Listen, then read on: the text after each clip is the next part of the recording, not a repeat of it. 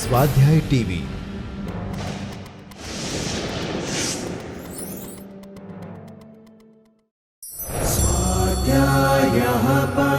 Doctor Baba Saheb Ambedkar open university.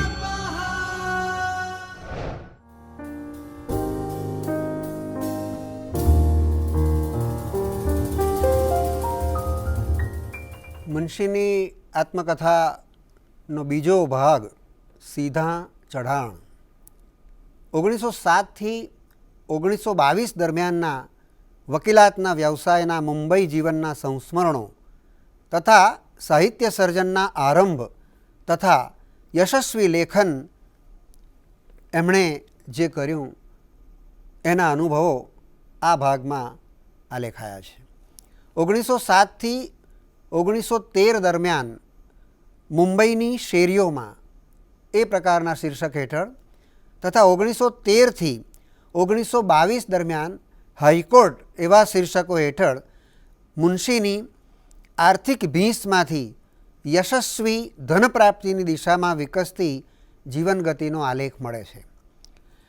છેલ્લા ખંડમાં 1913 થી 1922 દરમિયાન જીવનના મધુર અને સમૃદ્ધ અનુભવ ખંડોનું બયાન મધ્વારણ્ય એટલે મધુર અરણ્ય, મીઠું અરણ્ય એવા શીર્ષક હેઠળ થયું છે। LLB થવા મુંબઈ આવેલા મુનશી આર્થિક ભીંસ વચ્ચે પણ અભ્યાસની સમાંતરે ત્યાંની નાટ્ય પ્રવૃત્તિ સાથે ઘરોબો કેળવે છે। ઝેરી સાપ તથા ફાંકડો ફિતુરી જેવા નાટકો, અમૃત કેશવ નાયક તથા ગૌહર જેવા નટનટીઓના અભિનયના કામણ, નાટકના ગીતોની રસિકતા ઉપર ફિદા થયેલ મુનશી એનો જબરો નાદ અનુભવે છે। ચંદ્રશંકર પંડ્યા જેવા મિત્રનો પરિચય એમને થાય છે। એ એમની સાહિત્ય લેખનની સુષુપ્ત વૃત્તિને સંકોરનારું પ્રથમ મહત્ત્વનું પરિબળ બને છે। ચંદ્રશેખર અને મિત્રમંડળ રવિવાર થાય એટલે આર્ય સમાજ મંદિરમાં એકઠા થાય। ઉત્તમલાલ ત્રિવેદી, નગીનદાસ માસ્તર, મનસુખલાલ, કાંતિલાલ પંડ્યા, અંબાલાલ જાની, નૃસિંહ વિભાકર વગેરે મિત્રો મળીને ગુર્જર સભાની શરૂઆત કરે છે। મુનશી જેના મંત્રી બને છે। LLBમાં ઉત્તીર્ણ થતાં વકીલાતની વ્યવસાયી કારકિર્દીનો રાજમાર્ગ મુનશીની સામે ખુલી જાય છે। આરંભનો કાળ મુનશીના અપ્રતિમ પરિશ્રમ તથા ખંતપૂર્વકના સ્વાધ્યાયનો છે। સવારે 10 વાગે ઘરેથી નીકળી હાઈકોર્ટની લાઇબ્રેરીમાં વાચન મનન ચાલે। એ પછી સાંજે ભુલાભાઈ દેસાઈ જેવા મુંબઈ હાઈકોર્ટના પ્રખર તેજસ્વી ધારાશાસ્ત્રીનું ધ્યાન ખેંચવા ધીરજપૂર્વકના પ્રયત્નો થાય। લાંબા સમય પછી એકાદ કામ મળતાં કોર્ટમાં પહેલી અપીલ મુનશીને ચલાવવાની આવે છે। થાણાની કોર્ટમાં મુખ્ય ન્યાયાધીશ સર બેસિલ સ્કોટની સમક્ષ અને એ વખતના સમર્થ પ્રતાપી એડવોકેટ જનરલ સ્ટ્રંગમેન સામે કેસ લડવાનો અનુભવ મુનશીએ ખૂબ જ નાટ્યાત્મક રીતિએ અને રસપૂર્ણ રીતે અનુભવ્યો છે। આરંભકાળના વકીલાતના દિવસોમાં ક્ષોભ અને સંકોચ, ભીરુતા અને દૈન્યતા, ખિન્નતા અને અવસાદ જેવા ભાવોને કારણે એમણે જે પ્રકારની અનુભૂતિ કરી એનું ભાવવાહી શૈલીમાં એમણે નિરૂપણ કર્યું છે। પોતાની મર્યાદાઓનું સૂક્ષ્મ નિરૂપણ કરીને, નિરીક્ષણ કરીને, ખ્યાતનામ ધારાશાસ્ત્રીઓની પ્રસ્તુતિનું અધ્યયન કરીને એમણે આકરા વર્ષોની વિકટ તપશ્ચર્યાને અંતે ધારી સફળતા મેળવી। 1913ના અંતે 9.5 મહિનામાં 1100 રૂપિયા મુનશી કમાયા। પ્રથમ યુરોપીય યુદ્ધ એ વખતે આરંભાયું એટલે જાપાનીઝ લોંગ ક્લોથના સટ્ટાને કારણે સેંકડો દાવા અરજીઓ થઈ। મુનશીનું ભાગ્ય ઉઘડી ગયું। તેઓ નોંધે છે કે 1922ના ઓક્ટોબર, નવેમ્બર ને ડિસેમ્બરની મારી આવક વિશુદ્ધ બ્રાહ્મણને તો રૌરવ નરકના અધિકારી બનાવે એટલી મોટી હતી। અહીંયા રૂપકાત્મક રીતે મુનશી કહે છે કે પોતાની આ અઢળક આવક એ એક કોઈ બ્રાહ્મણને માટે આટલી ઈર્ષ્યા જન્માવી શકે. સમાંતરે મુનશીની સાહિત્ય લેખન પ્રવૃત્તિ પણ વિકસતી જાય છે. એમાં મુનશી એટલા જ યશસ્વી નીવડે છે. મિત્રોની પ્રેરણાથી લખેલી વાર્તા સ્ત્રીબોધમાં ઘનશ્યામ વ્યાસના તખલ્લુસથી છપાય છે. ગુજરાતી સામયિકમાં 14 આનાના મહેનતાણાના આકર્ષણથી લખાયેલી વેરની વસુલાત મુનશીની પ્રથમ નવલકથા છે. ઇન્દુલાલ યાજ્ઞિક સાથે પછી તો નવજીવન માસિકનો આરંભ થાય છે. કોનો વાંક તથા પાટણની પ્રભુતા જેવી નવલકથાઓ આ જ પ્રકારે લખાતી જાય છે. 20મી સદીના હાજી મહમ્મદ અલ્લા રખિયા અને રણજીતરામ મહેતા જેવા સારસ્વતોનો પરિચય અને એમની મૈત્રી મુનશીની સાહિત્ય યાત્રાને અત્યંત પ્રેરક નીવડે છે. ગુજરાતનો નાથ તથા પૃથ્વી વલ્લભ 20મી સદીમાં જ પ્રકાશિત થાય છે. 1922માં સાહિત્ય સંસદની સ્થાપના કરી મુનશી ગુજરાત સામાયિક શરૂ કરે છે. તનમન વાર્તા વાંચીને મુનશી પ્રત્યે આકર્ષાયેલા લીલાવતી શેઠમાં એમને સચિનની દેવીના દર્શન થાય છે. પછી તો જીવનનો એ વિરલ સંબંધ અનોખો વળાંક એમના જીવનમાં લાવે છે. સીધા ચઢાણ એ અડધે રસ્તેની તુલનામાં કંઈક શિથિલ રચનાબંધ ધરાવે છે. છતાં એ કાળના મુંબઈના ન્યાયતંત્રની ગતિવિધિઓ, હાઈકોર્ટના વકીલો અને ન્યાયાધીશો વિશે પ્રમાણભૂત વિગતો અહીંયા આપણને પ્રાપ્ત થાય છે, જેનું ચોક્કસ દસ્તાવેજી મૂલ્ય પણ ઊભું થયું છે. છોટુભાઈ તથા ભુલાભાઈ જેવાના ચરિત્રો પ્રભાવ પાથરનારા બન્યા છે.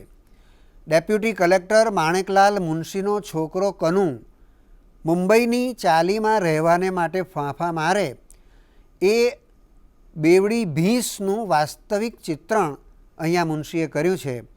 ભાડુઆતોની સમસ્યાઓ મુંબઈ જીવનના લાક્ષણિક અનુભવ રૂપે આકાર પામે છે.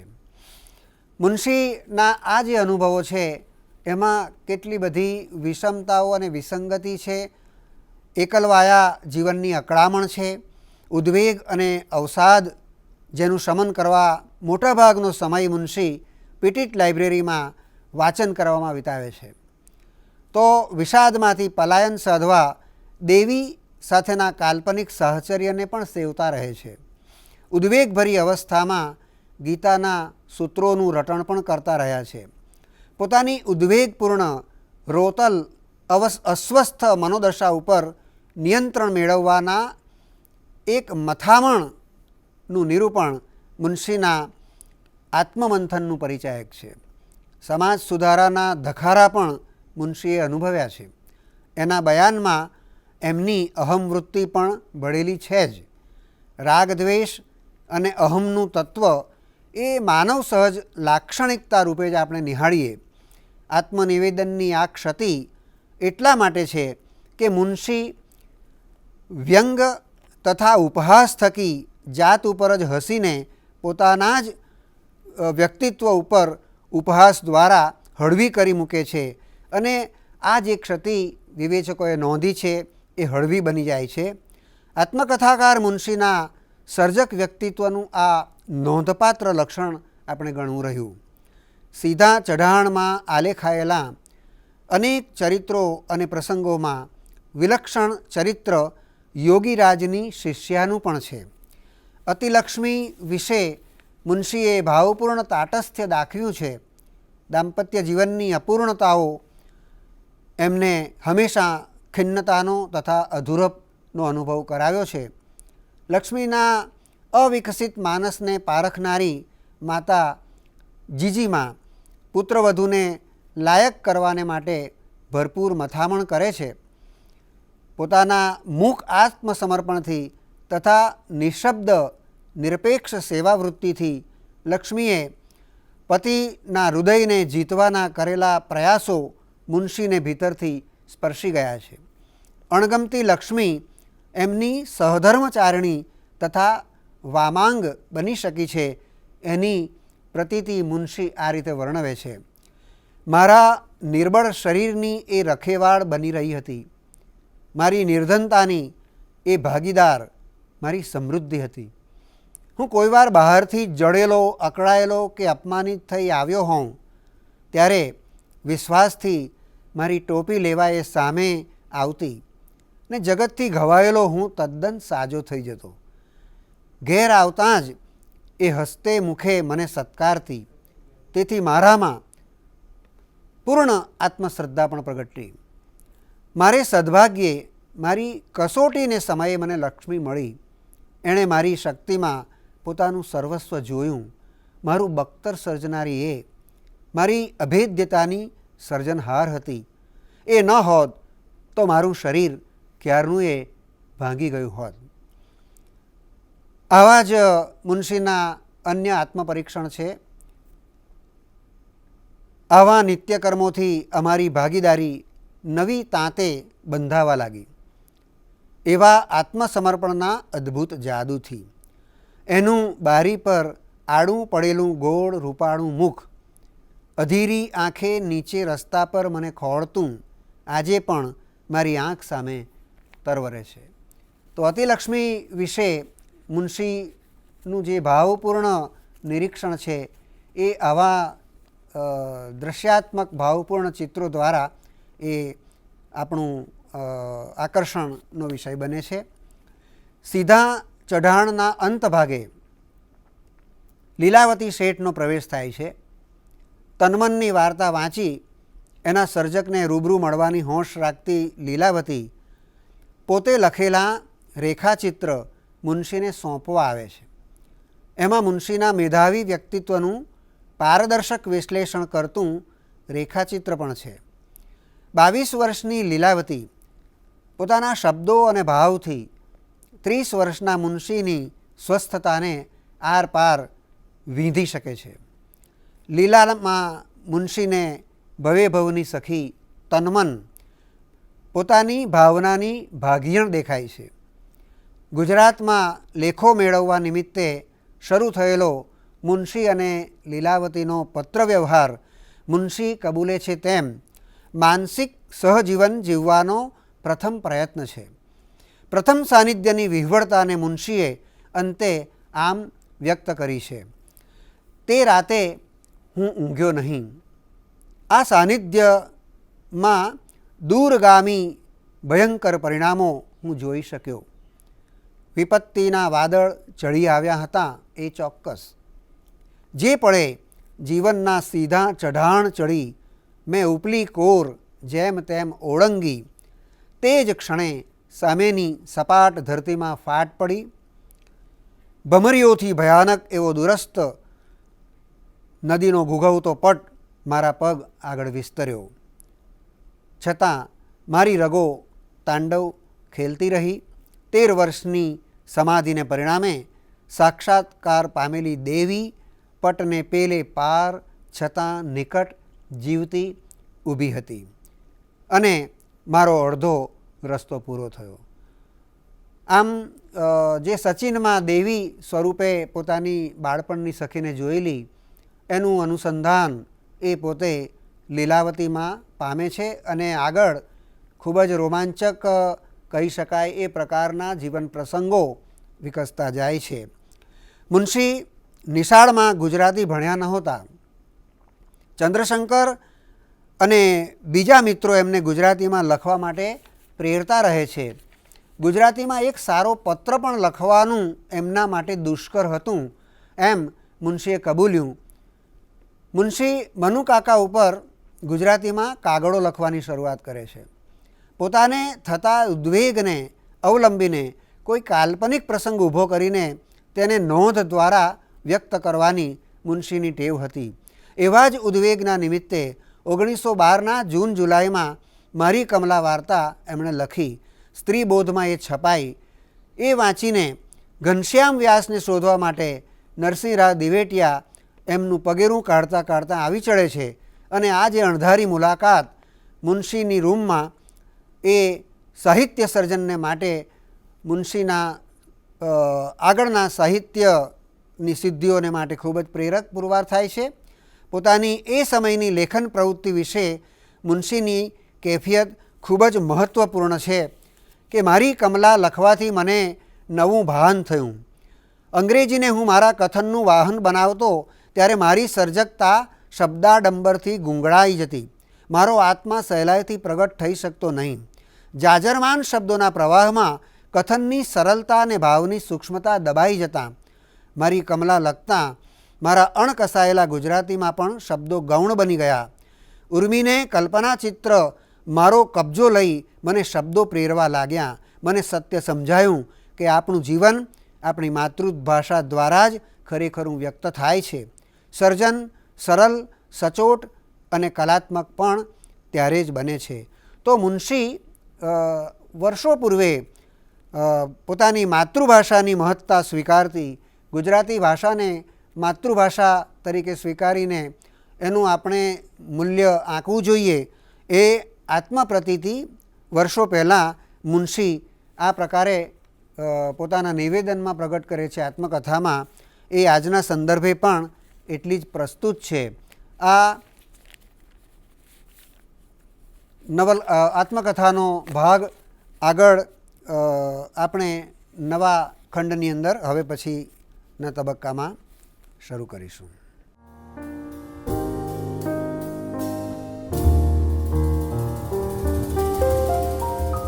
ગુજરાતી સાહિત્યની કેટલીક નોંધપાત્ર આત્મકથાઓની આજે વાત કરીએ અને એમાંય કનૈયાલાલ માણેકલાલ મુનશીની આત્મકથા, જેના કેટલાક વિલક્ષણ ઉન્મેષો વિશે આજે આપણે વક્તવ્ય કરીએ છીએ. કનૈયાલાલ માણેકલાલ મુનશી સ્વતંત્ર ભારતના આરંભકાળના અગ્રણી રાષ્ટ્રપુરુષ તેમજ પ્રાણવાન સર્જક પ્રતિભા ધરાવતા આપણા પ્રથમ પંક્તિના યુગદર્શી સાહિત્યકાર છે. નવલકથા, નાટક, ટૂંકી વાર્તા, નિબંધ, ચરિત્ર જેવા અનેક સ્વરૂપોમાં સમૃદ્ધ ખેડાણ કરીને એમણે જે તે સ્વરૂપોમાં નવા સ્થિત્યંતરો આણ્યા છે. આત્મકથા ક્ષેત્રે પણ એમનું અર્પણ એટલું જ મહત્ત્વપૂર્ણ રહ્યું છે. ગુજરાતી આત્મકથાનું સ્વરૂપ આમેય અલ્પ પ્રમાણમાં ખેડાયું છે અને રસપૂર્ણ તથા મનોહારી આત્મકથા કૃતિઓની આપણે ત્યાં ખોટ રહી છે. ત્યારે સમૃદ્ધ, રસસભર અને સંકુલ જીવન રંગો ધરાવતી મુનશીની આત્મકથા એની કથન શૈલીની વૈવિધ્યપૂર્ણ છટાઓ, નિખાલસ અને પ્રામાણિક આત્મનિવેદન તેમજ કલાત્મક અને રસપૂર્ણ આલેખનને કારણે સૌને આકર્ષે છે એ ખૂબ સ્વાભાવિક છે. રમણલાલ દેસાઈએ પોતાની આત્મકથા ગઈકાલમાં નિવેદનમાં નોંધ્યું છે એ મુનશીના કેટલાક વ્યાવર્તક વિલક્ષણતાઓને ચીંધી આપે છે કે આત્મકથા તો કોઈ નર્મદ લખે જેના જીવનમાં પ્રેમ શૌર્ય છલકતા હોય. આત્મકથા તો કોઈ મણિલાલ નભુભાઈ લખે જેના જીવનમાં અભેદ માર્ગ પ્રવાસની કેડીઓ પડેલી હોય. આત્મકથા કોઈ ગાંધી લખે જેણે જીવનની ક્ષણે ક્ષણ સત્યના પ્રયોગોમાં જ વિતાવી હોય.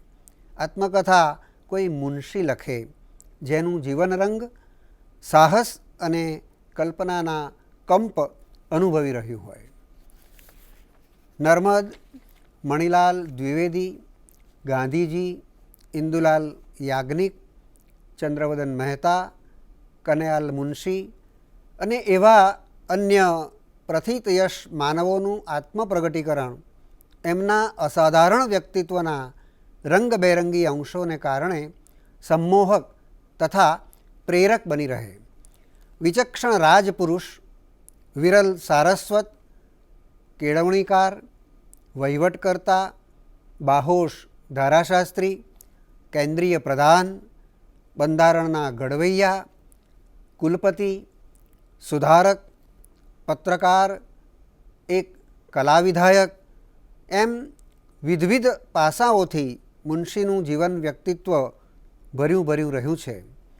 આવી વિરાટ પ્રતિભાના સમગ્ર જીવનચક્રમાં સંગોપાયેલા સૂક્ષ્મ જીવન રહસ્યો, શ્રેય અને પ્રેયના સંઘર્ષો, મનોમંથનો, આત્મનિરીક્ષણ તથા આત્મપરીક્ષણ ઉપરાંત જીવન પ્રસંગો સાથે વણાઈ ગયેલા તત્કાલીન સામાજિક, રાજકીય, સાંસ્કૃતિક સંદર્ભોનું આત્મકથન સૌ કોઈની જિજ્ઞાસાને સંકોરનારું નીવડે એવા આત્મસાક્ષાત્કારમાં આત્મકથાના સ્વરૂપને અપેક્ષિત અને અભિષ્ટ, નિખાલસ, પ્રામાણિક, સત્યનિષ્ઠ અને તાટસ્થ્યભર્યું આત્મનિવેદન રસપૂર્ણ અને કલાત્મક નીવડે એ માટે વળી સવ્યસાચી સર્જક પ્રતિભાનો આવિષ્કાર જરૂરી બને છે.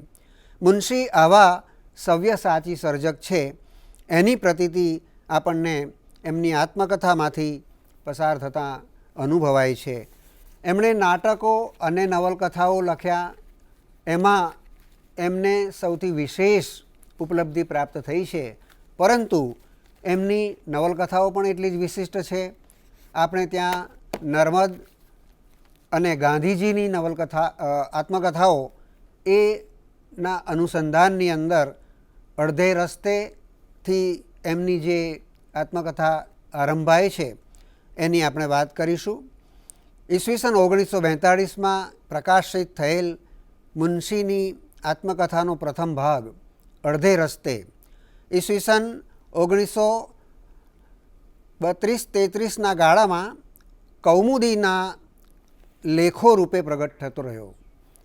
એના 3 ખંડ છે: ટેકરાના મુનશીઓ, બાલ્યકાળ અને વડોદરા કોલેજ. 30 ડિસેમ્બર 1887ના રોજ ભરૂચમાં જન્મેલા મુનશી ભરૂચમાં આવેલા મુનશીના ટેકરા નિમિત્તે ટેકરાના મુનશીઓના પોતાના ભાર્ગવ પૂર્વજોના ઇતિહાસને વિનોદ તથા નર્મપર્મ શૈલીમાં ધબકતો કરે છે. એમના કુળમાં થઈ ગયેલા નંદલાલ પાઠક પોતાની કવિતા કળાથી દિલ્હીના બાદશાહને રીઝવીને ભરૂચ પરગણાની મુનશીગીરી મેળવે છે. નંદલાલના પુત્ર હરિવલ્લભ આ મુનશીગીરી દીકરીને કન્યાદાનમાં આપે છે. જમાઈ કિશનદાસ જ્ઞાતમાં યશસ્વી જીવન જીવી ગયા. એમના પુત્ર નરભેરામ કનૈયાલાલ મુનશીના દાદા થાય. તેઓ સુરત અદાલતમાં ડિસ્ટ્રિક્ટ જજના શિરસ્તેદાર બન્યા. એમના પુત્રો પૈકી માણેકલાલ મુનશી એ કનૈયાલાલના પિતા. માણેકલાલ અમદાવાદની કલેક્ટર ઓફિસમાં માસિક 15 રૂપિયાના પગારથી કારકુન થઈ કારકિર્દી આરંભે છે અને સ્વબળે આગળ વધે છે. એમને હોશ હતી દીકરા કનુને સિવિલિયન કરવાની. પિતાનો પોતાના ઉપર પડેલા પ્રભાવને મુનશીએ અહીંયા ભાવપૂર્વક આલેખ્યો છે. પિતા સુરત પાસેના સચિનમાં દિવાન પદે નિમાયા. અહીંના વસવાટ દરમિયાન કનુને 8-9 વર્ષની એક બાળા તરફ નૈસર્ગિક આકર્ષણ જાગે છે. એ ગૌરવર્ણી, તોફાની, તેજસ્વી અને હેતાળ બાળા મુનશીની હૃદયસ્થ દેવી સ્વરૂપે અંકાય છે. 13 વર્ષના મુનશી મેટ્રિકમાં આવ્યા. ભરૂચની હાઈસ્કૂલમાં રિફર્મેશન ઉપરનું વ્યાખ્યાન સાંભળતા એમની પુરાણી શ્રદ્ધા ડગમગી ઉઠી. 9 વર્ષની અતિલક્ષ્મી પાઠક સાથે એમના લગ્ન કરાવી દેવામાં આવે છે. 1901માં પ્રથમ પ્રયત્ને મેટ્રિકની પરીક્ષા પાસ કરી પિતાજીને કનુ રાજી કરી દે છે. હવે કોલેજના અભ્યાસાર્થે વડોદરા જવાનું થતાં પ્રોફેસર જગજીવન શાહ તથા પ્રોફેસર અરવિંદ ઘોષનો પ્રભાવ મુનશી ઝીલે છે. 1903માં પિતા માણેકલાલનું હૃદયરોગના હુમલાથી અવસાન થતાં આખા કુટુંબની જવાબદારી મુનશી ઉપર આવી પડે છે. આર્થિક ભીંસ અને કટોકટીના વર્ષમાં પણ અંબાલાલ સાકરદાસ પારિતોષિક મેળવીને ઇન્ટરની પરીક્ષા પાસ કરી શકે છે.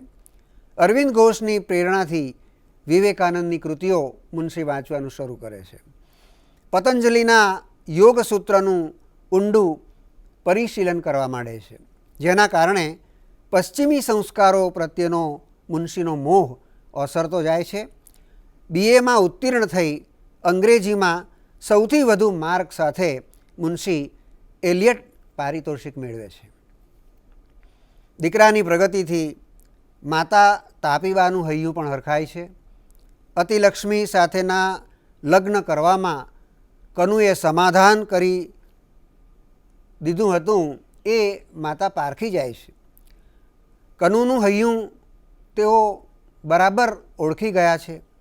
એ અતિલક્ષ્મીને કેળવીને ઘર રખું કુશળ ગૃહિણી બનાવવા બધો યત્ન કરી છૂટે છે. અડધે રસ્તેમાં આલેખાયેલા વ્યક્તિચિત્રો આત્મકથાનું મહત્ત્વનું કલાપાસું છે. ફરોશરામ મુનશી, અધુભાઈ સરકાર, ધીરજ કાકા, રામભાઈ મુનશી, કાશીરામ મુનશી, વિજકોર કાકી, રૂખીબા, મોહમ્મદ શફી ઉપરાંત હૃદયના નિર્મળ ભાવથી પરિપ્લાવિત બનેલા પિતા માણેકલાલ અને માતા તાપીબાના ચરિત્રો આલેખતા મુનશીનું આત્મકથાકાર તરીકેનું સર્જક વ્યક્તિત્વ ખૂબ વિલક્ષણ રીતે ઉપસી રહે છે. નરભેરામ મુનશીનું ચરિત્ર પણ અહીંયા બહુ જ નોંધપાત્ર છે.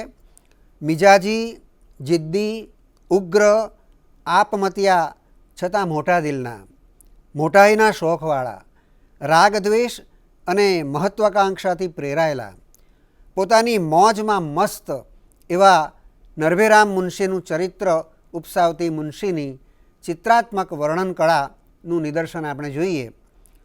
અત્યંત ગૌરવર્ણ, ઘણું જાડું અને ઠીંગણું શરીર, ગળું પણ જુદું દેખાય નહીં એવી હડપચીઓ, ટૂંકા જાડા હાથ ને પગ, ઝીણી તેજસ્વી ઉગ્રતાભરી આંખો, ગર્વે ફૂલેલું નાનું નાક, પહોળા ચોંટેલા મોટા કાન, મિજાજ અને સત્તાથી ઝબકતું લાગે એવું મુખ, કસવાળો લાંબો કાશ્મીરી કારીગરીનો અસલી કોટ, મોટી ઘણા પેચની વાંકી મૂકેલી મુગલાઈ પાઘડી, નાગપુરી ધોતી જોટો, રંગીન મોજાં, લાંબી ચાંચના નવા બીજોડા.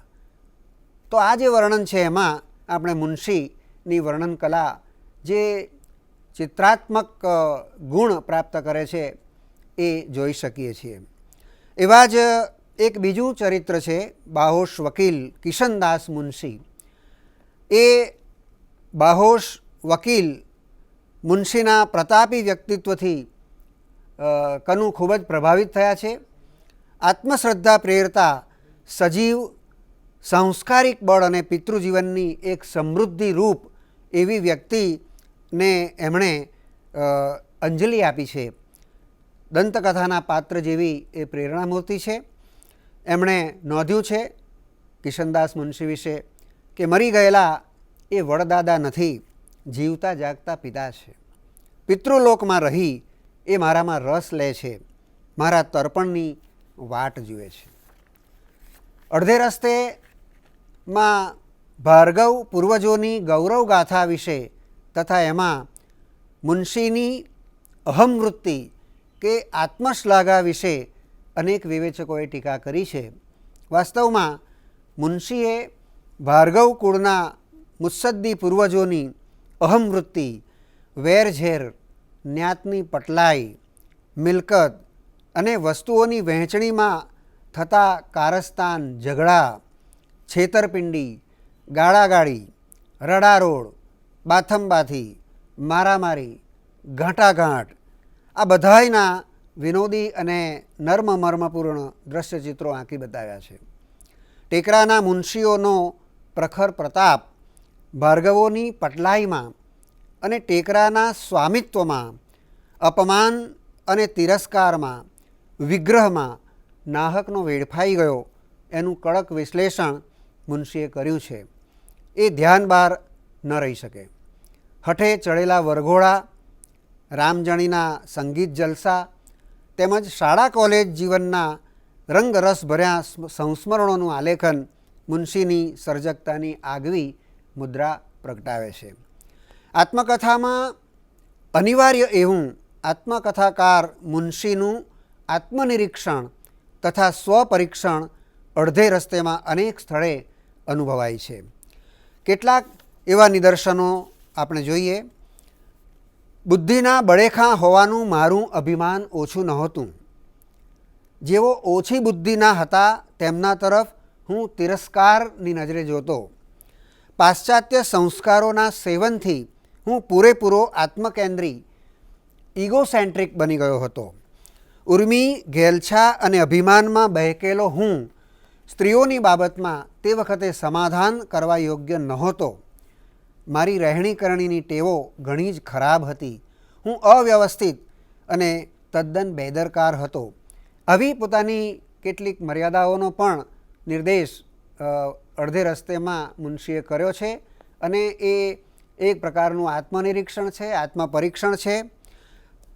મહત્ત્વની વસ્તુ છે કે દ્વંદ્વાત્મક મનોસ્થિતિમાં પોતે જ અર્જુન અને પોતે જ કૃષ્ણ એવી બેવડી ભૂમિકા રચીને તેઓ પોતાનામાંથી જ સ્વયં પ્રેરણા મેળવતા રહે છે. પોતાના આત્માને સંબોધીને લખેલી એક નોંધનું નિદર્શન કરીને આપણે અડધે રસ્તે આત્મકથાનું આસ્વાદ અને અવલોકન આપણે પૂરું કરીશું. એમણે પોતાના આત્માને સંબોધીને આ નિવેદન કર્યું કે વહાલા આત્મા, તું ક્યાં ગયો? તારી શક્તિ ફરી કેમ નથી પ્રગટતી? એક વખત તું સશક્ત હતો, અત્યારે તારી ઘણી જરૂર છે, ત્યારે આવીને કેમ તું મદદ નથી કરતો? એક વખત હાર્યો એટલે તું રણ છોડશે? તારા સંસારી સુખો નષ્ટ થયા. હૃદય ભલે અસંતુષ્ટ બન્યું, પણ યુદ્ધમાં મચ્યા રહેવા માટે તું કેમ કમર કસતો નથી? તારા હૃદયની ઈચ્છા ન પૂરાય તેમાં શું કાયર? શું રણમાં તું પૂઠ બતાવશે? તો આપણે જોઈ શકીએ કે મુનશીની આત્મકથાનો આ જે પહેલો ભાગ છે અડધે રસ્તે, એમાં મુનશીએ જે વ્યક્તિચિત્રો આલેખ્યા છે એ એટલા રસપૂર્ણ છે અને આત્મકથાના સ્વરૂપને અપેક્ષિત એવું આત્મપરીક્ષણ, આત્મનિવેદનની અંદર જે વિશ્લેષણ હોવું જોઈએ પોતાની ભીતરનું, એ અહીંયા આપણે જોઈ શકીએ છીએ. અને એનું અનુસંધાન આગળની આત્મકથાનો ભાગ સીધા ચઢાણની અંદર કઈ રીતે આગળ વિકસે છે એની વાત આપણે હવે પછી કરીશું.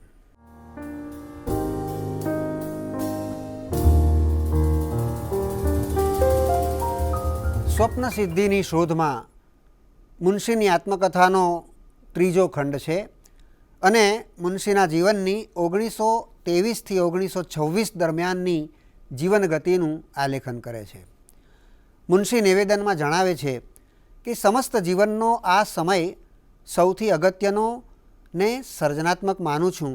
એ વર્ષોમાં જીવન નવું ઘડાયું અને તેથી મારી દૃષ્ટિએ એનું મહત્ત્વ અધિક છે.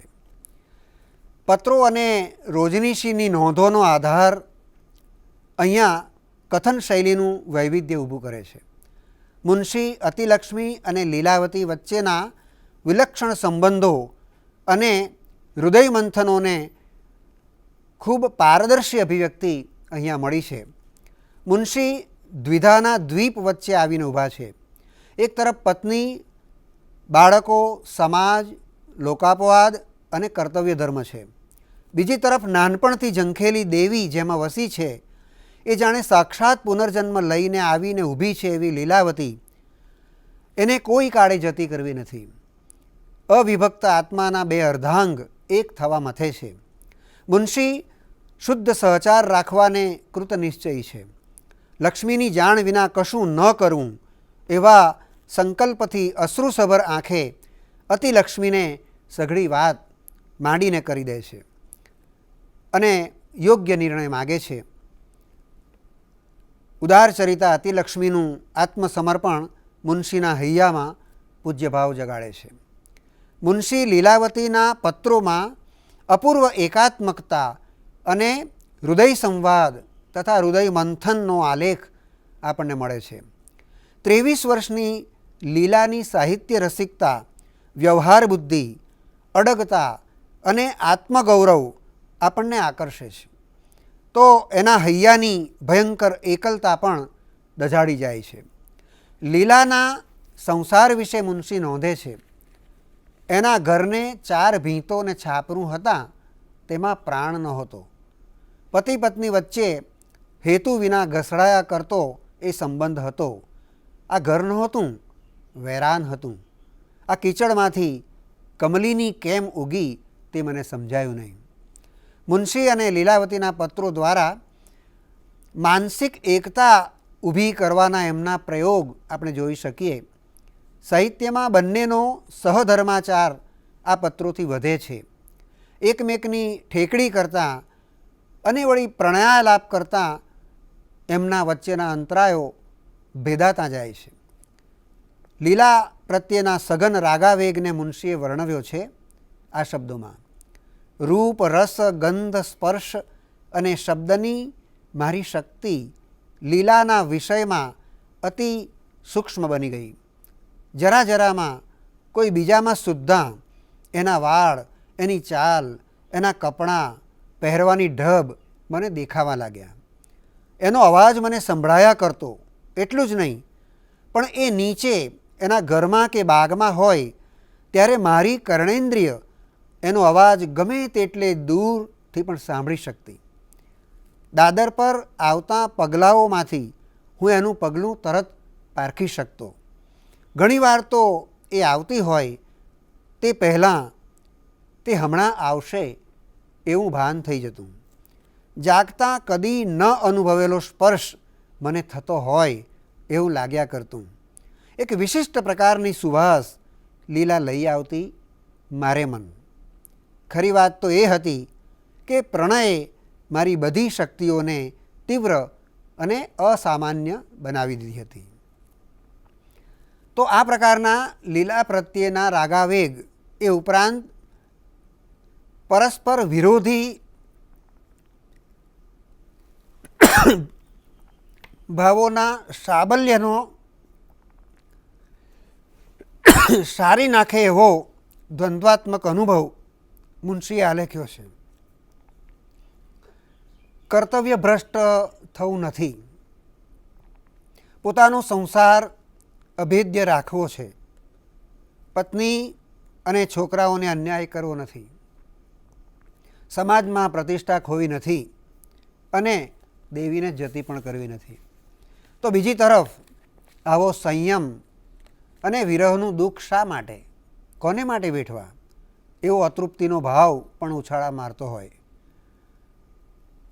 ભાવનામયતા કર્તવ્યની કસોટી પર ચડતી રહે.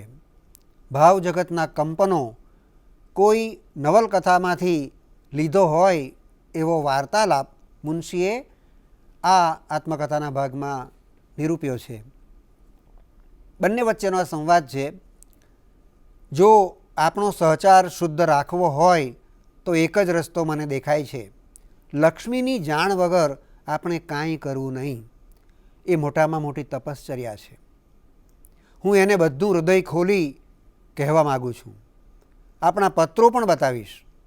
એ જો અનુમતિ આપશે તો આપણે સમાગમ રાખીશું. જો એ ખુશીથી કબૂલ કરશે તો આપણે સાથે વિલાયત પણ જઈશું. જો એ ના પાડે તો તમારે મુંબઈ છોડવું જ રહ્યું. હું સુને હૈયે કર્તવ્ય આચરીશ. પછી અવિભક્ત આત્માનું તપ શરૂ કરીશું દૂર રહીને. અને આના સંદર્ભે લીલાવતીનો ઉત્તર પણ કેવો છે: અતિલક્ષ્મી બહેનને બધું કહેજો ને કહેજો કે નિર્ભય રહે. જે એમનું છે તે મારે જોઈતું નથી. જે એમને મળ્યું નથી અને મળવાનું નથી તે જો એ આપશે તો હું સ્વીકારીશ અને મારા વસિષ્ઠને હું કદી પડવા નહીં દઉં. મુનશી લક્ષ્મીને સઘળું વૃત્તાંત કહીને લીલાના આવેલા પત્રો પણ આપી દે છે. ત્રીજા દહાડે રાતના અતિલક્ષ્મી પાસે આવી મુનશી કહે છે, અતિલક્ષ્મી મુનશીને કહે છે કે મેં ઘણો વિચાર કર્યો. મેં તો મારું સર્વસ્વ તમને આપ્યું છે. તમે મને બન્યું તેટલું આપ્યું છે. વધારે તમે ન આપી શક્યા કારણ કે મારામાં તે ઝીલવાની શક્તિ નથી. લીલા બહેન તમને જે પ્રેરણા આપે છે તે હું આપી શકતી નથી. ભલે તમે મિત્ર રહો, એ રીતે તમને જીવનમાં અધૂરાપણું લાગે છે એ નહીં લાગે. આપણે ત્રણેય વિલાયત જશું, તમારામાં મને સંપૂર્ણ વિશ્વાસ છે. મુનશી નોંધે છે કે આ અદ્ભુત સ્ત્રી આગળ હું ક્ષુદ્ર હતો એનું મને ભાન થયું. આ ત્રણેય જણા યુરોપનો પ્રવાસ ખેડે છે. આ સહપ્રવાસ એ ગુજરાતી સાહિત્યમાં અત્યંત વિરલ છે. જગત વેરી બન્યું હતું, છતાં ત્રણેય મિત્રો વચ્ચે કેટલી અતૂટ શ્રદ્ધા બની રહી. પ્રવાસ દરમિયાન હર્ડર કુલ્મને શિખરને રસ્તે ફરતા ફરતા, બિયોટસના આશ્રમની રમણીયતા નિહાળતા નિહાળતા, ઇન્ટરલાકનનું સૌંદર્ય માણતા, સમાજમાં સ્ત્રી પુરુષના ઐક્યનો ભાવ, વ્યક્તિગત પ્રણય, લગ્નમાં મૌલિક તત્વ, ઘર, દાંપત્ય ને પ્રણય જીવનની ભવ્યતા સિદ્ધ કરવાનું ચિંતન મુનશીની કલમે શ્રવ્યા કરે છે. મુનશી નોંધે છે, આપણે જે સાહચર્ય ઝંખ્યું હતું તેની છેલ્લી પળ છે. અત્યારે પળવાર માની લે કે તું જ દેવી તન્મન, બાળપણની સખી, પહેલેથી જ આપણે પરણ્યા છીએ. આ હર્ડર કુલ્મ આપણું ઘર. ઇન્ટરલાકન તો છે જ આપણા હૈયામાં, કોઈ ભવે હર્ડર કુલ્મ વસાવીશું. તો યુરોપના પ્રવાસ દરમિયાન જે વિશિષ્ટ સ્થળો છે એ સ્થળોને પણ પોતાના વ્યક્તિગત સંવેદનમાં વણી લેવાય એ પ્રકારનો બંને વચ્ચેનો સંવાદ એ વિશિષ્ટ બન્યો છે. બ્રિયેઝ અને ટૂના આ બે સરોવરો નહેરથી જોડવામાં આવ્યા હતા, તેથી એ સ્થળનું નામ ઇન્ટરલાકન પડ્યું. બંનેના સ્નેહ સંબંધનો આ ઇન્ટરલાકન એક રૂપકાત્મક સંદર્ભ બની રહે છે. માર્સેલ્સને રસ્તે છેલ્લી મુસાફરી અને સહપ્રવાસની અંતિમ રાતે લીલાને મદદ કરવા એના ખંડમાં મુનશી ગયા. એ ક્ષણોની ભાવાવેગભરી અનુભૂતિને મુનશીએ સંવેદ્ય વાચા આપી છે. રાતે લક્ષ્મીને મેં પેટીઓ ગોઠવી અને લીલાને મદદ કરવા હું એના ખંડમાં ગયો અને ક્યાંય સુધી કાંઈ બોલી ન શક્યા. પેટીઓ બંધ થઈ. અમે એકબીજાની સામે જોઈ રહ્યા અને નયનો આંસુ ભર્યા હતા. બોલી નાખ, લીલાએ વેદનાના આવેશમાં તુંકારીને કહ્યું. મેં ધ્રુસકું ખાધું, સ્વપ્ન પૂરું થયું, અમારા હાથ મળ્યા, હવે જાગીએ, કૂકડો બોલ્યો. લીલાનો હાથ તરછોડી હું આવતો રહ્યો. આ જે સહજીવનની અસંગતિ છે એ અસંગતિને મુનશીએ ખૂબ જ ઓછા શબ્દોની અંદર ખૂબ જ લાઘવથી અને છતાં અસરકારક રીતે નિરૂપી છે. એ પછીના દિવસોમાં પણ અંતર વેઠી ન શકાય, અધિરાઈ તીવ્ર થતી જાય, જીવન ભયંકર, શુષ્ક અને વિયોગકર બનતું ભાસે એવા વેદનાસક્ત સહજીવનના મનોવિવર્તો અફડાતા રહે છે. બળતા હૈયાનો તરફડાટ અને વ્યગ્રતા પત્રોમાં વ્યક્ત થતી રહે છે. આ પત્ર જોઈએ. બે કેદીઓને પાંજરામાં પૂરી એકબીજાની સામે જોયા કરવાની તેમને શિક્ષા થઈ છે. આ તે કાંઈ દશા? મગજમાં એટલું ઉભરાય છે. હું છેક થાકી ગયો છું. શા માટે તે હું કહેતો નથી? થોડા દાડા પછી કહીશ. મારું થાક્યું હાર્યું માથું તારા ખોળામાં મૂકી મારે મરવું છે. પતિની વધતી જતી આવી ઉદ્વિગ્નતા નિહાળીને ઉદાર ચરિતા લક્ષ્મી એમને વિનવતી, તમને કાંઈ ગમતું નથી, મનેય ઠીક નથી, તો તમે મોટરમાં લીલાબહેન જોડે ફરી આવો. મુનશીને ઘડીભર તો આવી ઉદારતાનો લાભ લેવાનો મોહ જાગે છે, પરંતુ પત્નીની આત્મસર્જનથી વિનંતી કરતી ભવ્યતા રોકે છે. મુનશી અને લીલાવતીના સંબંધો મુંબઈમાં બધે જ છડેચોક ચર્ચાયા હતા. ઘરની પાડોશણનો વાત કરવાનો એક જ વિષય હોય, અતિબહેન, આ લીલાબહેન અને મુનશીભાઈનું બોલાય છે તે હવે મારાથી સંભળાતું નથી. લક્ષ્મી એને સંભળાવે, તો સાંભળો છો શું કામ? મારાથી સંભળાય છે તો તમને શું થાય છે? મુનશી અને લીલા બંને પાસે બેઠા હોય. વગર બોલે કચરાઈ રહેલી લક્ષ્મીનો વિચાર મુનશીને સતાવે. ત્રણમાંથી કોઈ એકબીજાની પાસે આવી શકતું નહોતું કે એકબીજાથી દૂર પણ ખસી શકતું નહોતું. લીલા અને મુનશી તો આકડાપત્રો દ્વારા આક્રંદ કરી ગુંગળામણ ઠાલવી શકતા, પણ લક્ષ્મી તો ઠરી ગયેલા અશ્રુબિંદુની ભવ્ય કારણ્ય મૂર્તિ. મુનશી દ્વિધાના દ્વીપ પર મંથન કરતા રહે. લીલા જોડે સાહિત્યનો સહચાર રાખીશ ને લક્ષ્મી જોડે જીવનનો સહચાર રાખીશ. મહાદેવજી બની પાર્વતીને ગંગા જોડે મહાલીશ, પણ મારે તો રગે રગે હળાહળ ભર્યું છે. આ એવો વેદનાસિક્ત સહચાર રહ્યો છે કે એ સહચાર વિના જીવી ન શકાય. સહચારથી દુઃખ જ થાય. પ્રણયી હૈયાનું કોકડું એટલી હદે ગૂંચવાય છે કે બંનેને સાથે આત્મઘાત કરવાના વિચારો આવતા રહે છે. લક્ષ્મીને છૂટાછેડા થાય તો બધું છોડીને માલસર જઈને રહેવું, લક્ષ્મીને છોકરા માટે ટ્રસ્ટ કરવું, એ પ્રકારના વિચારોય તરંગાતા રહે છે. આ વિલક્ષણ પ્રાણ સંઘર્ષમાં અણધારી ઘટના ઘટે છે. કસુવાવડમાં લક્ષ્મીને સુવા રોગ લાગુ પડે છે. જીજીમાં ખડે પગે ચાકરી કરે. મુનશીને તો કોર્ટની પડે પડની વ્યસ્તતા, નાથને સંભાળવા સિવાય લક્ષ્મીનો સમગ્ર સંસાર લય પામી ગયો હતો. આખરે લક્ષ્મીનો દેહ પડ્યો. મૃત્યુ પછીના દિવસોમાં લક્ષ્મીએ મુનશીને સંબોધીને લખેલો પત્ર મુનશીના હાથમાં આવે છે. વાલા સાગરરાજ, તારા તીરે આવી તે મને શાંત કરી, મને નમાલી કરી મારા હાથ ભાંગી નાખ્યા. જે નડ્યું તેને આઘું કરી હું તારી પાસે આવી, પણ સાગરરાજ તું તો શાંત રહ્યો. એક વાર પણ તારું ઉછળતું મોજું તે મારા પર ન નાખ્યું. એક વાર પણ પ્રેમથી દોડી મારા તરફ તારું મોજું મોકલ્યું હોત તો તે સંભાળીને પડી રહે. વાલા, તારે મારું પાણી જોવું હતું? મુનશી નોંધે છે, હું પાણીનો જોનાર કોણ? પાણી તો એ સતી શિરોમણી બતાવી ગઈ. દેવીને ઝંખનારો હું, જેમાં દેવી ન જોઈ શક્યો, તે પોતાના ભવ્ય આત્મવિસર્જનથી ખરેખર દેવી બની અને મને જીવનનું દાન દઈ અલોપ થઈ ગઈ. લક્ષ્મીએ મને સર્વસ્વ આપ્યું, મેં એને બધું આપ્યું, પણ પ્રણય ન દઈ શક્યો. એ પછીની હૃદયની મથામણો ખૂબ જ પરાકાષ્ઠાએ પહોંચે છે. મુનશીનો નિશ્ચય હતો કે જો હું પડું તો મારી જીવન સખીને અપવિત્ર બનાવું. હું જાણતો હતો કે જો અમે સ્થૂલ સંબંધ બાંધીશું તો તલસાટને બદલે તૃપ્તિ આવવાની, અને તૃપ્તિ આવી કે હરડર કુલ્મ અમે નહીં સર્જી શકીએ. એ પછી નાટકીય અને નવલકથામાં બને એ પ્રકારની ઘટનાઓ બને છે. લીલાવતી અને જીજીમાના જે પાત્રો છે એ યથોચિત ગૌરવ સાથે આલેખાયા છે.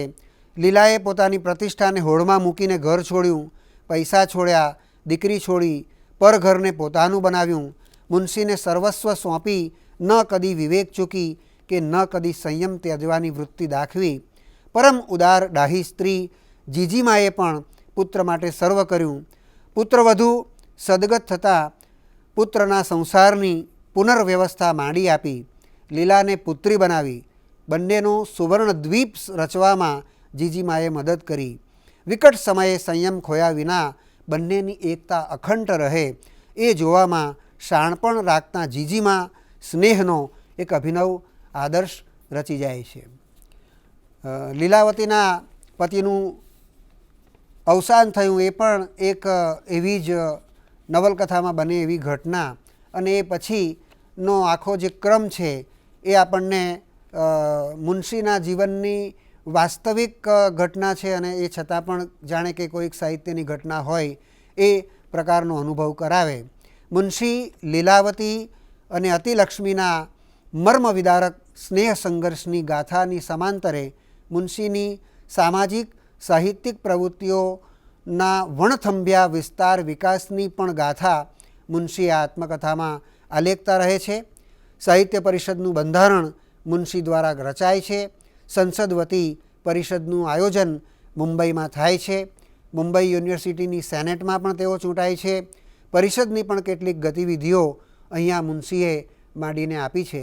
પણ આ ભાગનો સૌથી આકર્ષક અને વિલક્ષણ કહી શકાય એવો અંશ એ આ ત્રણેય પાત્રો વચ્ચેની હૃદય ત્રિપુટી વચ્ચેની જે મથામણો, સંઘર્ષ, મનોવિવર્તો અને એને મુનશીએ ખૂબ જ પારદર્શક રીતે અને આકર્ષક રીતે આલેખ્યા છે.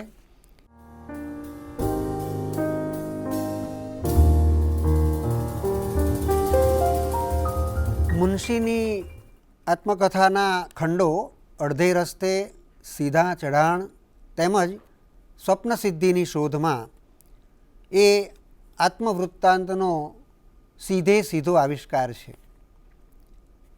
આ ઉપરાંત પણ મુનશીએ પ્રચ્છન્ન આત્મનિવેદનની કથની શિશુ અને સખી તથા મારી બિનજવાબદાર કહાણી આ બે ગ્રંથોમાં આપી છે.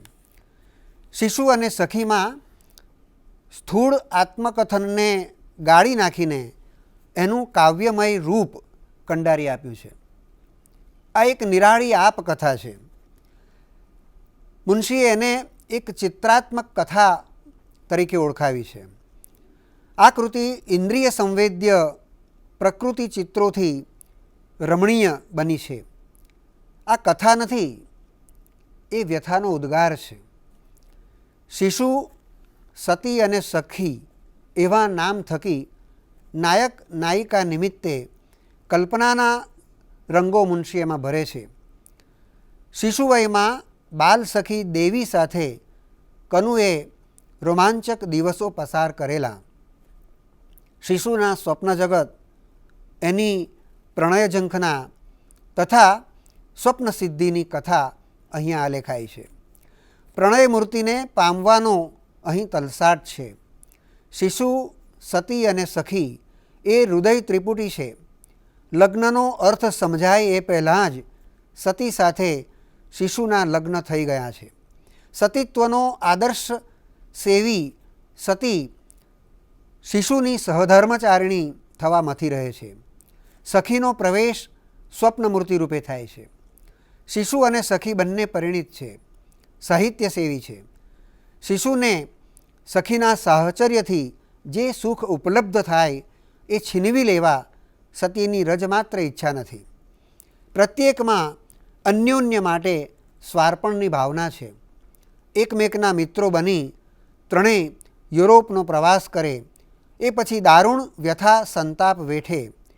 મુનશીના વાસ્તવ જીવનમાં ઘટતા પ્રસંગોનું પ્રતિબિંબ અહીંયા પડઘાય છે. તેજભર્યા વર્ણનો, ડોલન શૈલીની નજીક પહોંચતા કાવ્યાત્મક ઉદ્ગારો તથા લય લઢણો આ કૃતિને આસ્વાદ્યતા અર્પે છે. એવી જ બીજી કૃતિ છે મારી બિનજવાબદાર કહાણી. એ નોંધપોથીનું સ્વરૂપ છે. સ્વૈરવિહારી મુનશીના લીલાવતી તથા અતિલક્ષ્મી સાથે કરેલા યુરોપના પ્રવાસના સંસ્મરણોને હળવી શૈલીમાં રજૂ કરવાનો પ્રયાસ છે. 6 ખંડોમાં વર્ણવાયેલો પ્રવાસ નિબંધાત્મક, જોશીલી, ગતિમય તથા રસમય કથન રીતિનું વૈવિધ્ય ધરાવે છે. યુરોપનો ઇતિહાસ, શિલ્પ વિશેની માહિતી આપતા સમાંતરે મુનશી પોતાના મનોજગતના મંથનો, આનંદ, ઉદ્વેગને વ્યક્ત કરતા રહ્યા છે. કેટલાક વ્યક્તિચિત્રો અને પ્રકૃતિ ચિત્રો ભાવાભિવ્યક્તિથી સભર થયા છે.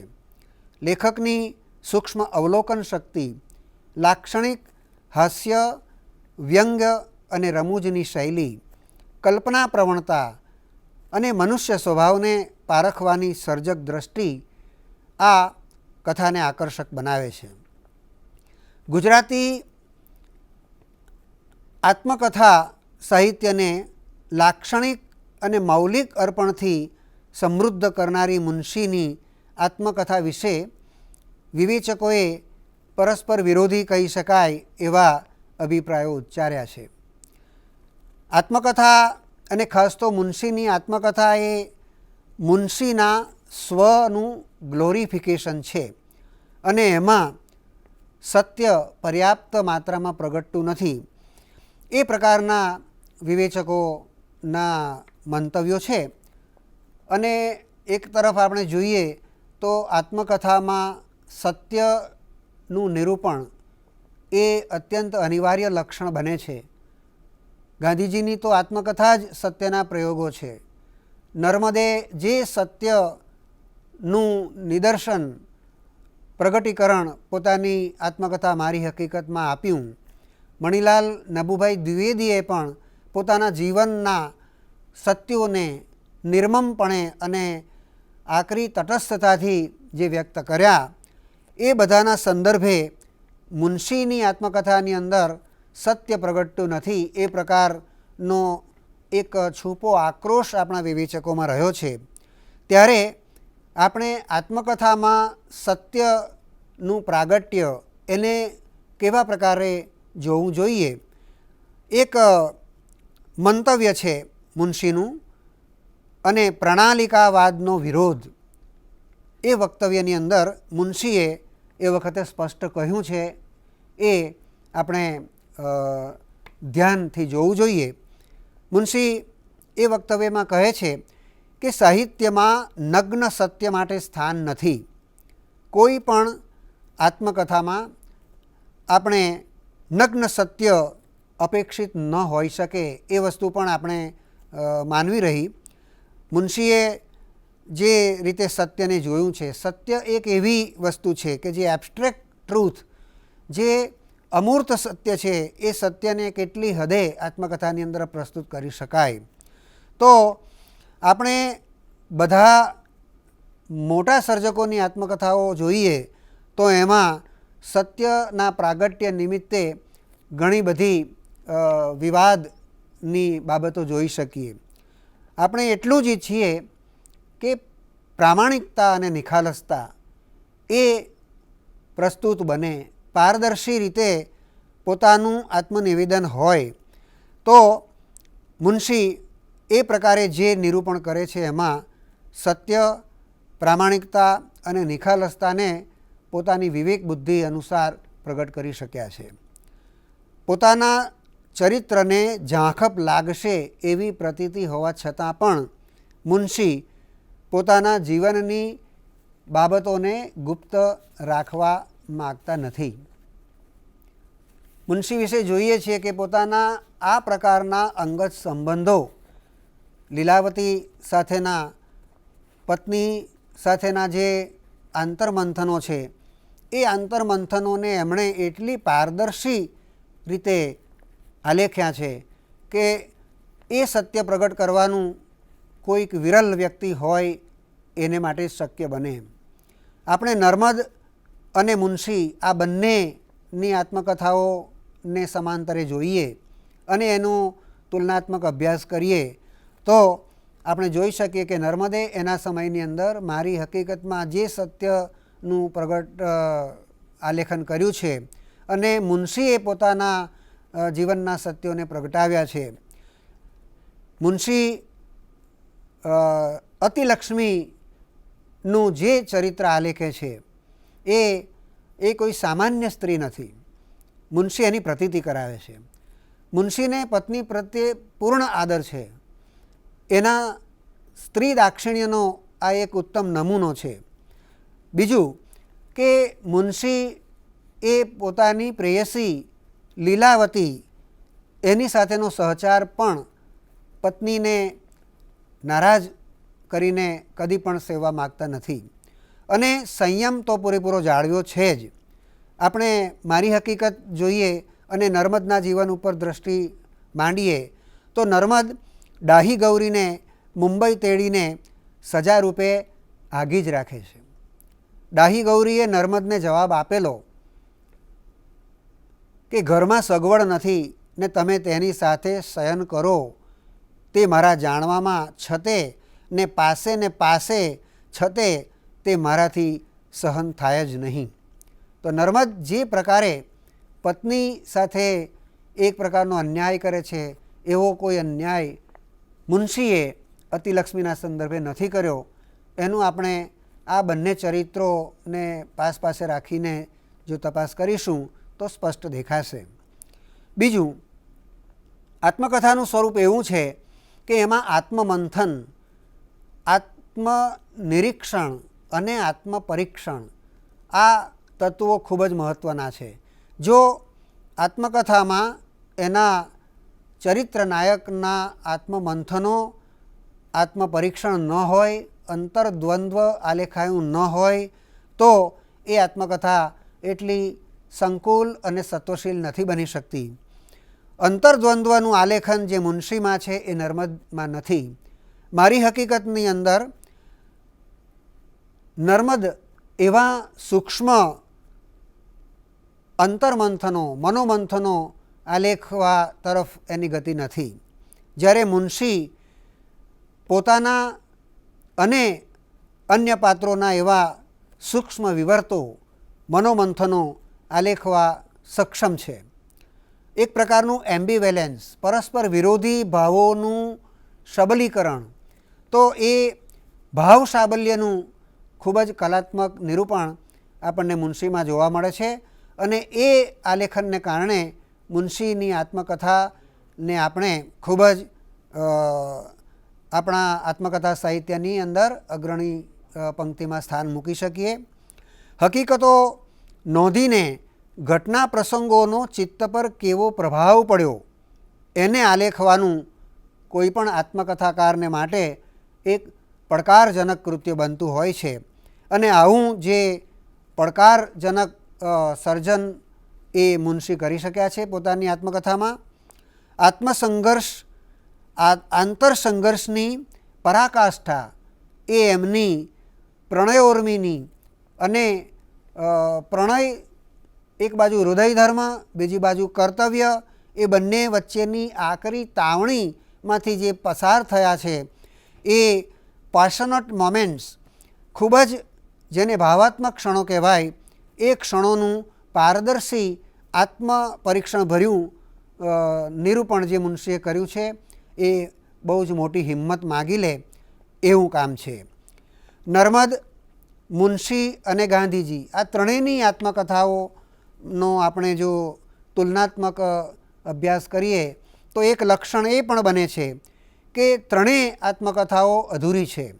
એટલે કે ત્રણેય કથાનાયકોનો ઉત્તરાર્ધનો અંતરંગ પ્રાપ્ત નથી થતો. મુનશીનું 8 દાયકાથી પણ વધુ લાંબુ અને રાજકીય, સાંસ્કૃતિક, સાહિત્યિક, સામાજિક પ્રવૃત્તિઓથી સભર જીવન, છતાં પણ આપણને એમાં અડધા વર્ષોનો પણ આલેખ પ્રાપ્ત થઈ શકતો નથી. મુનશીએ પોતાના પાછળના વર્ષોની આત્મકથા કેમ નહીં લખી એવા પ્રકારનો પ્રશ્ન આપણને એમના સાહિત્યના રસિકોને ચોક્કસ થવા પામે. તો નર્મદ અને ગાંધીજીની આત્મકથામાં પણ એવું બને છે કે ઉત્તરાર્ધનો અંતરંગ આપણે પામી શકતા નથી. બીજી આત્મકથાના સ્વરૂપ નિમિત્તે મુનશીની આત્મકથાનું એક મહત્ત્વનું લક્ષણ કહી શકીએ તો એ છે કે મુનશીની આત્મકથામાં ઘણા દસ્તાવેજી આલેખ આપણને પ્રાપ્ત થાય છે. પૂર્વજો વિશેની, મુંબઈના જીવનની ગતિવિધિ વિશેની, હાઈકોર્ટની ગતિવિધિ, સંસદ વિશે, પરિષદ વિશે અને પોતાના સમયની રાજકીય અને સામાજિક પરિસ્થિતિ વિશેની જે નોંધ આપી છે, મુનશીએ એનો જે બારીક દસ્તાવેજી આલેખ આપ્યો છે એનું એક પ્રમાણભૂત કહી શકાય એવું મૂલ્ય છે. અને આ આત્મકથા વાંચવાથી આપણને એ સમયના સમાજ અને રાજકારણ વિશે આપણે ખૂબ જ પ્રમાણભૂત માહિતી પ્રાપ્ત કરી શકીએ છીએ. આ આત્મકથા, મુનશીની આત્મકથામાં વિષયાંતર અને દીર્ઘસૂત્રતા આ બે મર્યાદાઓ છે, એની સાથે પૂરેપૂરા સંમત થઈ શકીએ. કારણ કે ઘણા બધા ચરિત્રો એમાં એ પ્રકારે ઉમેરાયા છે કે જે આડકથા કહી શકાય. દીર્ઘસૂત્રતા તો છે જ, છતાં પણ મુનશીની રસવાહી જે કથન શૈલી છે એ કથન શૈલીના પ્રવાહની અંદર વાચક અને ભાવક એવો તણાય છે કે આવી દીર્ઘસૂત્રતા અને વિષયાંતર એને કટતા નથી. મુનશીની આત્મકથામાં ગદ્ય છટાઓ. મુનશી એક સમર્થ શૈલીકાર છે અને એવા જૂજ શૈલીકાર આપણા ગુજરાતી સાહિત્યમાં છે. પ્રેમ જીવન વિશેની કલ્પના મંડિત ભૂમિકા અને છતાં પણ વાસ્તવદર્શી રજૂઆત, એમાં રસમયતા અને કલામયતા આ બંનેનું સાયુજ્ય કેળવવું એ કોઈ પણ સર્જકને માટે મુશ્કેલ વસ્તુ છે. મુનશીએ પોતાની આત્મકથામાં જે પ્રકારના આત્મકથાના સ્વરૂપને અપેક્ષિત એવા લક્ષણો એને જાળવીને એમણે આત્મસાત કર્યા છે, એના આધારે આપણે એમ કહી શકીએ કે મુનશીની આત્મકથાના આ ત્રણેય ખંડો અને આત્મનિવેદન રૂપ અન્ય કથાત્મક ગ્રંથોની અંદર રજૂ થયેલી એમની આત્મપરક રજૂઆત એ આપણી ગુજરાતી આત્મકથા સાહિત્યની બેનમૂન અને નમૂનેદાર એવા પ્રકારની કૃતિઓ છે. અને એ કૃતિઓ નો વાચક વર્ગ આજે પણ છે. એમની ટીકાઓ વિવેચકો એ કરી છે, કરતા રહ્યા છે અને કરતા રહેશે. એ છતાં પણ આ આત્મકથાઓ એટલી જ પ્રેરક આજે પણ છે, આવનારા વર્ષોમાં પણ એટલી જ પ્રેરક રહેશે. મુનશી ખૂબ જ વંચાયા છે, આજે પણ એટલા જ વંચાય છે અને આવનારા વર્ષોમાં પણ તેઓ એટલા જ વંચાશે. એ જ દર્શાવે છે કે મુનશી એક આત્મકથાકાર તરીકે, એક સાહિત્યકાર તરીકે, એક સંસ્કૃતિ પુરુષ તરીકે અને તમામ સંદર્ભોમાં એક યુગ પુરુષ તરીકે પોતાની અન્ય કૃતિઓની જેમ નાટકો અને નવલકથાઓ થકી તેમ આત્મકથા થકી આપણા સૌના હૃદયમાં હંમેશા રાજ કરશે. અસ્તુ. સ્વાધ્યાયઃ પરમં તપઃ.